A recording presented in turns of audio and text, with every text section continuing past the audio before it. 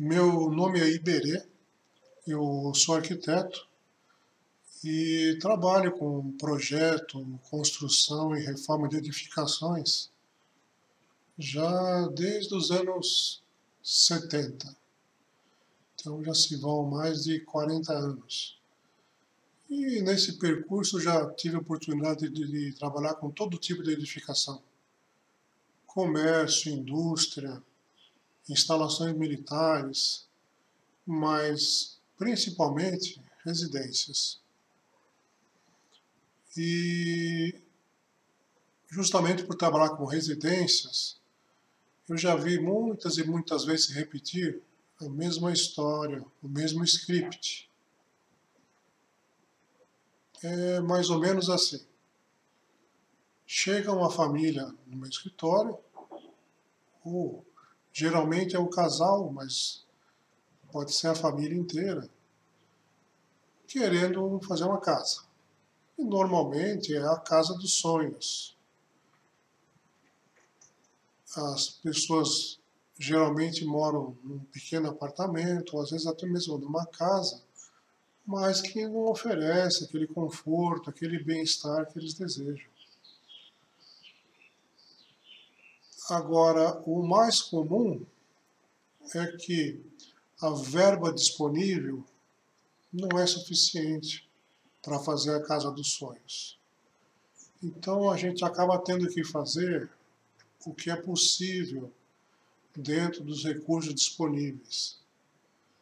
E quando eu digo recurso, não é só dinheiro, é também questão de tempo, é questão de acesso ao local. Às vezes é um local de difícil acesso, fica difícil transportar material, conseguir mão de obra. Enfim, existe uma série de limitações. Mas, realmente, a principal é a verba. É por isso que é muito comum a gente ver as pessoas começarem uma construção fazendo uma edícula. Eu vou fazer aqui uma edícula, assim eu já posso morar, já posso usufruir do terreno, e mais tarde, quando tiver melhor de dinheiro, eu faço a casa principal. E a gente costumava dizer lá no escritório que tudo que é provisório acaba sendo definitivo. Então essa edícula vai crescendo, crescendo, vai fazendo um puxadinho aqui, um puxadinho ali, e acaba virando a casa principal. Isso é fruto total de falta de planejamento. Por que isso acontece? A maioria das pessoas que vão construir não procuram um arquiteto ou um engenheiro ou um profissional de projeto qualquer. Eles têm medo de gastar. Não, arquiteto é caro, engenheiro é caro. Eu preciso comprar tijolo, eu preciso comprar cimento, eu preciso pagar o pedreiro. Então é muito comum que as pessoas, ao invés de procurar um arquiteto ou engenheiro, procurem logo o pedreiro ou o empreiteiro. E vão fazendo da cabeça deles. Raros são os que constroem e planejam a construção, para utilizar melhor o recurso que eles dispõem, para fazer uma construção que realmente atenda à necessidade. Então, esse caso que eu vou trazer aqui foi feito por uma família, que eu não posso falar aqui o nome, mas vamos chamar de família Rodrigues. Então, a família Rodrigues morava num apartamento, comprou um terreno e resolveu fazer a casa dos sonhos. A mesma história de sempre. Muito bem. E como também sempre acontece, não tinha todo o dinheiro necessário. Felizmente, nesse caso, vieram procurar o nosso escritório de arquitetura e engenharia. E nós sugerimos fazer o que eu vou mostrar aqui nesse vídeo, que é fazer uma construção planejada para ser feita em etapas. Então, desde a primeira etapa, o imóvel já passa a ser usável, habitável. À medida que vai entrando mais recurso, a casa vai sendo ampliada, até chegar naquela casa dos sonhos que o casal queria. Até aí foi tudo certo. Eles contrataram esse projeto, na verdade, um anteprojeto, que é o que eu vou mostrar aqui. E a casa foi planejada para ser feita em algumas etapas, de maneira lógica, racional, e de maneira que ele já pudesse usufruir do terreno logo do começo. Infelizmente, os recursos que eles conseguiram não foram suficientes para levar o projeto até o fim. E demorou tanto que os filhos que o casal tinha, que eram 4, acabaram crescendo, se casaram e mudaram, e acabaram ficando só casal. E o casal concluiu que não era necessário ter uma casa tão grande, agora que estavam só os dois. Mas, em todo caso, ficou aqui um bom exemplo, um bom estudo para a gente mostrar.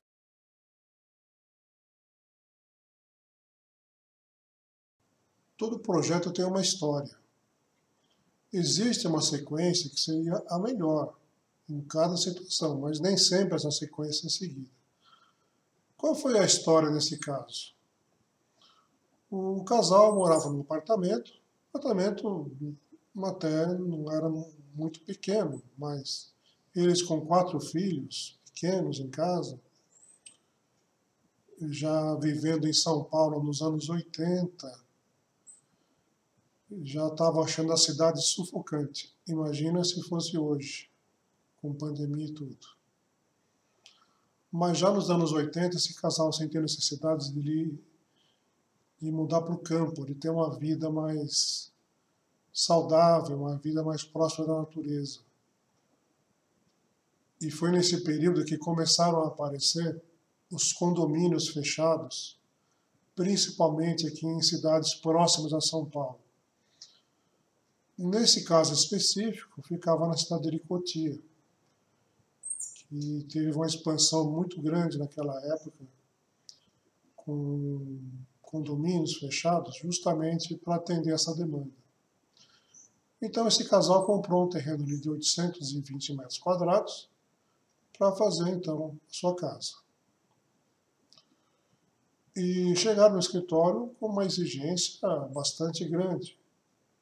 5 dormitórios, biblioteca, sala de jogos, cinemateca, piscina, lareira externa para fazer reuniões à noite.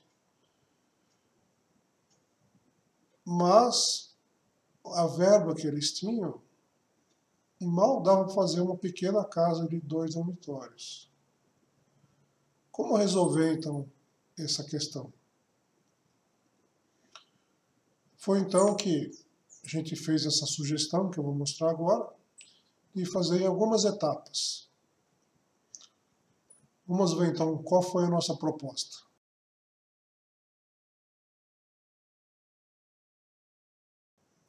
Esse é o terreno.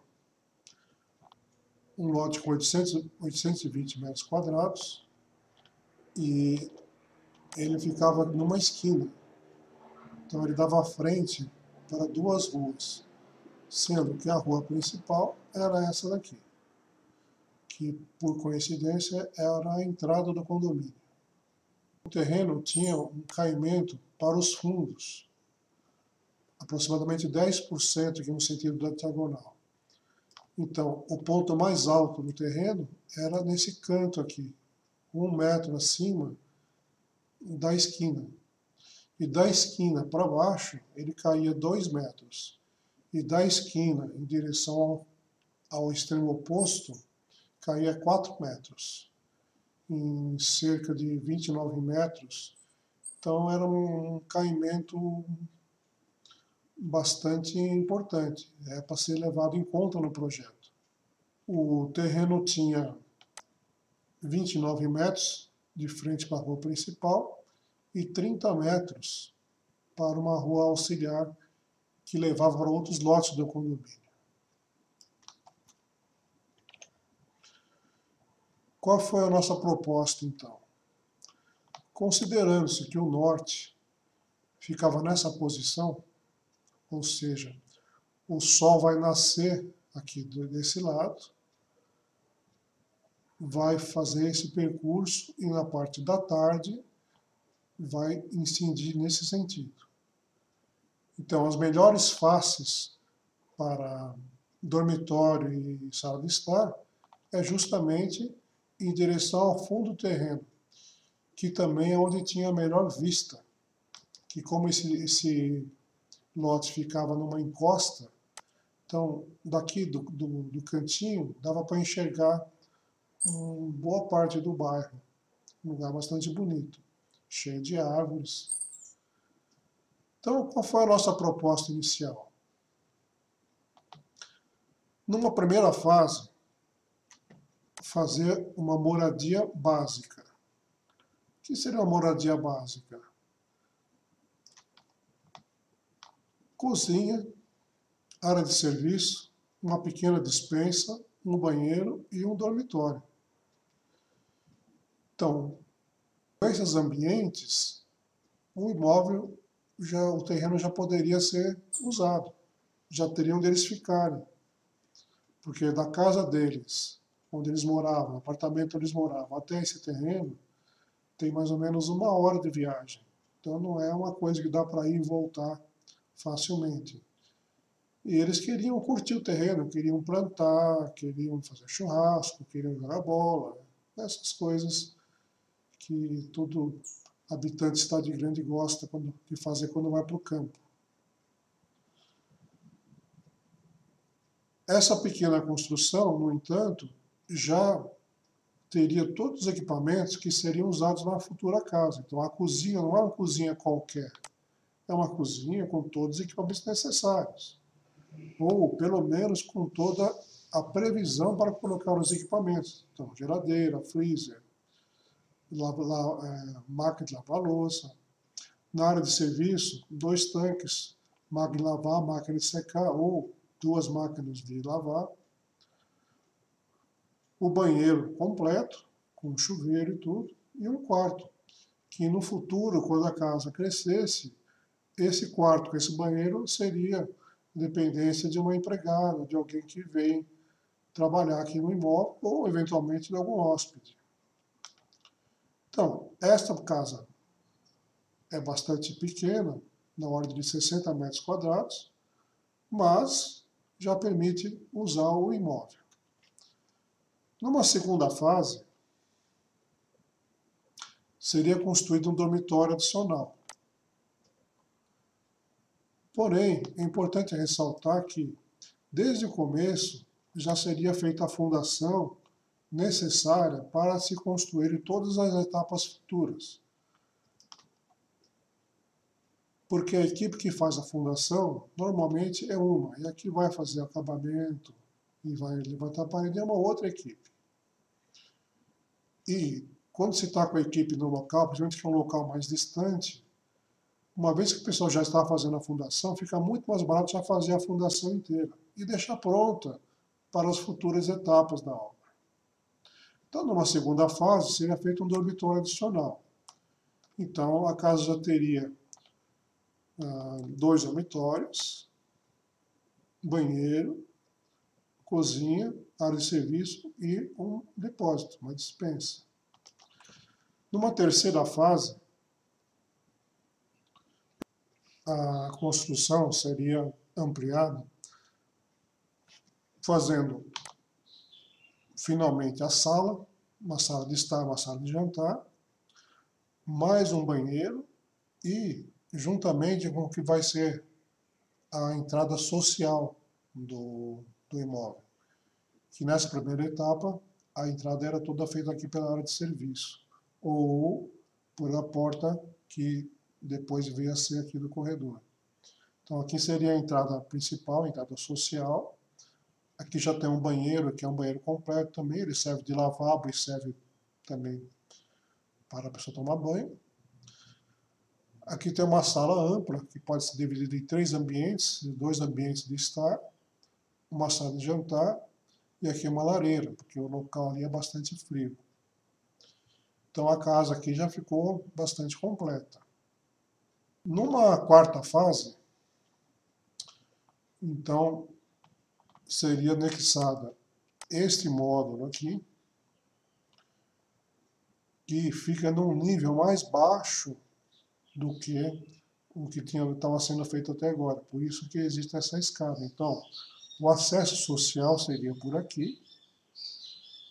Por aqui a pessoa pode vir para a garagem, ou pode vir aqui já entrar um banheiro, usar o banheiro antes de entrar na casa, se ela quiser, para lavar as mãos e para retocar o cabelo, e já sai na sala de estar. Ou, se ela continuar subindo a escada, ela vai para os dormitórios que vão ser feitos no futuro, que vão ficar em cima aqui de onde vai ser essa sala, que é um dos requisitos do projeto, ou seja, uma sala para jogos e lazer. A pessoa gostava muito de jogar sinuca, então ele exigia uma mesa de sinuca. Os filhos queriam um lugar para jogar videogame e para escutar música com os colegas e para dançar, então ficou reservado esse cantinho. Foi pedido também um pequeno escritório que ficasse longe do movimento da casa e um depósito para guardar louças, para guardar talheres, guardar o material da sinuca e assim por diante. E aqui a garagem para 4 automóveis cobertos e mais 4 aqui no acesso. Então, comportaria aqui 8 carros. Aqui foi pedido um armário com pia para guardar as coisas dos carros e para lavar a mão. Quando a pessoa vai mexer, vai lavar o carro, alguma coisa assim. Então, essa seria a quarta etapa. Na quinta etapa, vai ser feito então um pavimento superior, que é onde ficam os dormitórios. Então, essa parte aqui em laranja é o telhado do outro pavimento, onde fica a primeira sala, a cozinha, a área de serviço. Aqui tem a escada que vem desde lá de baixo da garagem, vai para o primeiro piso e continuando mais meio piso, chega aqui no lugar onde ficam os dormitórios. São 4 suítes, sendo que uma é a suíte master, que ela é igual às outras, a única diferença é que ela tem um closet maior.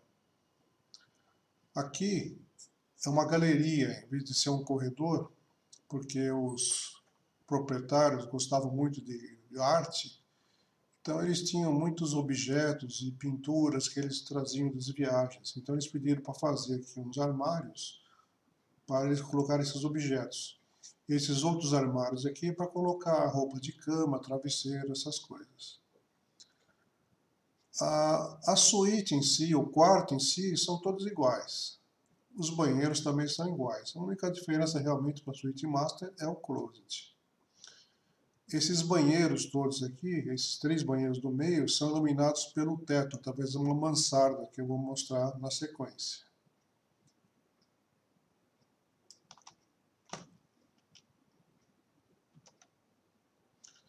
Essa aqui é a fachada que fica para a rua principal. Então são 3 acessos. Esse primeiro acesso aqui, ele sai da rua e vai para a área de serviço. A entrada social, para quem vem a pé, através dessa escada que vai chegar aqui essa outra escada interna, que dá acesso a esse nível e dá acesso ao nível que vai para os dormitórios. E o terceiro acesso é para quem chega de carro. Então, entra direto na garagem e da garagem, se quiser, pode pegar a escadaria. Foi prevista aqui uma caixa d'água para 10 mil litros, porque a região ali, na época, tinha problema de falta de água. Então, o proprietário estava morrendo de medo de ficar sem água. Então, apesar dele ter poço no terreno, ele pediu que fizesse uma caixa um pouco maior. Essas 3 aberturas aqui são justamente as mansardas, que iluminam os 3 banheiros dos quartos do meio. O banheiro da suíte master tem a sua janela aqui nessa fachada. E essa quarta mansarda, ela ilumina a cozinha. Então a cozinha é iluminada pelo teto. O teto da cozinha era de madeira, então isso aqui estava um efeito muito interessante na cozinha. Na sexta e última etapa, é completado então o paisagismo externo. Bom, aqui é a cobertura da casa principal. Então aqui é onde fica a cozinha, a área de serviço, aqui fica a sala, aqui nesse bloco aqui fica o pavimento superior, onde ficam os dormitórios. Então a primeira coisa que foi acrescentada aqui é uma varanda, que fica em frente à sala. Ela dá aqui para uma área apropriada para tomar sol, que aqui pega sol praticamente o dia inteiro, e desce para uma piscina. Da piscina desce mais um pouco, num outro nível, bem lá embaixo no terreno, onde tem uma área rebaixada que pode servir tanto para uma churrasqueira como para uma lareira a céu aberto. Então, numa noite fria, por exemplo, você pode acender um fogo aqui e ficar conversando aqui ao redor do fogo. Ou, se tiver um dia bonito, você pode fazer aqui um churrasco. Ou as duas coisas. Pode acender a lareira e fazer também uma churrasqueira. Então, aqui seria uma área assim para reunião fora da casa, uma reunião ao ar livre. O restante do terreno é todo gramado, com vegetação, vários tipos de planta, e assim o projeto fica completo, com tudo que o cliente solicitou.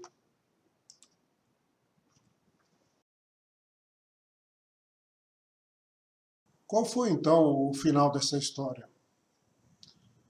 O casal começou bem, chamou um arquiteto, um engenheiro, para fazer o planejamento. A obra começou muito bem, ele fez toda a fundação, como foi planejado, construiu a primeira fase, segunda fase. Na terceira fase, ele já começou a desrespeitar o projeto. Ao invés de fazer o que foi planejado, ele fez um puxadinho lá na frente para fazer uma varanda, e daí em diante não seguiu mais nada. Acabou ficando como estava mesmo. Então ficou uma casinha de 2 dormitórios, sala, cozinha e banheiro, uma varanda na frente. Depois disso, os filhos do casal já casaram, saíram de casa, e o casal acabou vendendo o imóvel. E aparentemente eles não contaram para quem comprou o que tinha sido planejado. Talvez a pessoa até aproveitasse a ideia. O fato é que quem comprou acabou demolindo tudo que tinha sido feito e fez uma outra casa no lugar. Mas, vamos dizer assim, a nossa parte foi feita. O planejamento estava correto. É claro que, para um projeto dos anos 80, isso seria uma boa ideia. Atualmente, tranquilamente, eu faria um projeto diferente, mais acessível, pensando mais na ecologia, pensando mais no aproveitamento de água, aproveitamento de luz, geração de energia elétrica, reaproveitamento das águas que foi usada na residência, praticamente sem escada, se tivesse algum desnível, apenas alguma rampa. Mas é assim mesmo, a arquitetura é dinâmica, ela vai se adaptando, os arquitetos vão aprendendo, as pessoas vão aprendendo, então a tendência é que realmente os projetos mais novos sejam melhores que os antigos. Mas na época esse foi um grande projeto que nos deu bastante satisfação de fazer e ver que ele chegou na metade com muito sucesso.